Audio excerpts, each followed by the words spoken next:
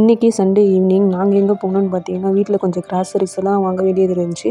அதனால் நாங்கள் டிமார்ட் போயிருந்தோம். டிமார்ட் போகிறதுக்கு முன்னாடி வீட்டில் என்னென்ன பொருள் இருக்குது, என்னென்ன இல்லைன்னு நோட் பண்ணிவிட்டு லிஸ்ட் எடுத்துகிட்டு தான் கிளம்புவோம். எதுக்காக அந்த லிஸ்ட்டுன்னு பார்த்தீங்கன்னா, நம்ம லிஸ்ட் எடுக்கும்போது அமௌண்ட் வந்து கம்மியான மாதிரி இருக்கும். லிஸ்ட் எடுக்காதபோது ஏதேதோ வாங்குவோம், அமௌண்ட் ஜாஸ்தி ஆகிரும். அதனால் இது நிறையா டைம் நான் நோட் பண்ணியிருக்கேன். அதனால் முன்னாடியே எது இருக்குது, எது இல்லை, எது எவ்வளோ வாங்கணும் அப்படின்னு சொல்லிட்டு நோட் பண்ணிவிட்டு போயிருக்கேன். என்ன மாதிரி யாரெல்லாம் நோட் பண்ணுறீங்கன்னு சொல்லிட்டு கமெண்ட் பண்ணுங்கள். அதுக்கப்புறம் வெளியே போகும்போதே பார்த்தா ஃபுல்லு கூட்டம். என்னென்னா ஃபுல்லு ரஷ்ஷாக இருந்துச்சு. பைக் வரத்துக்கு கூட இடம் இல்லை. அப்போவே நினச்சோம் போச்சு இன்றைக்கி எவ்வளோ நேரம் ஆகுது தெரியல அப்படின்னு சொல்லிட்டு தான் உள்ளே போனோம். உள்ளே பார்த்தா கிட்டத்தட்ட ஒரு 1000 பீப்புளுக்கு மேலே இருந்திருப்பாங்க.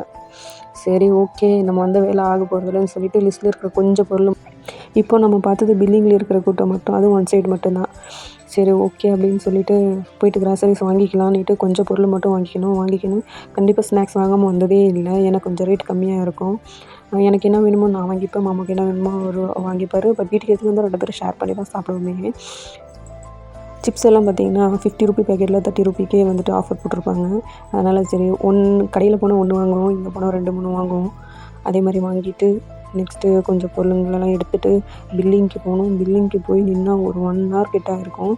அதுவுமே கார்டு அக்சஸ் ஒரு பக்கம், கேஷ் ஒரு பக்கம். அந்த மாதிரி நாங்கள் வேறு கேஷ் எடுத்துகிட்டு போகல, கார்டு தான் எடுத்துகிட்டு போயிருந்தோம். அதனால் அங்கே நிற்கும்போது 1 ஹவர் நின்றுருப்போம். சரி ஓகே, ஃபைனலாக பில் பண்ணியாச்சு. பில் பண்ணிவிட்டு வெளியே வந்து பார்த்தா லிஸ்ட்டில் இல்லாத பொருள் வாங்குறதுக்கு இவ்வளோ ஆகிடுச்சா அப்படின்ற மாதிரி எங்கள் வீட்டுக்காரர் முடிச்சார். சரி ஓகே, மனசை ஆறுதல் பண்ணிவிட்டு எப்படி இருந்தாலும் நம்ம வந்துட்டு பாப்கார்ன் வாங்கி சாப்பிடாம போனதே இல்லை. அதனால் ஃபைனலாக பாப்கார்ன் வாங்கி சாப்பிட்டு மனசை ஆறுதல் பண்ணிவிட்டு வீட்டுக்கு கிளம்பியாச்சு.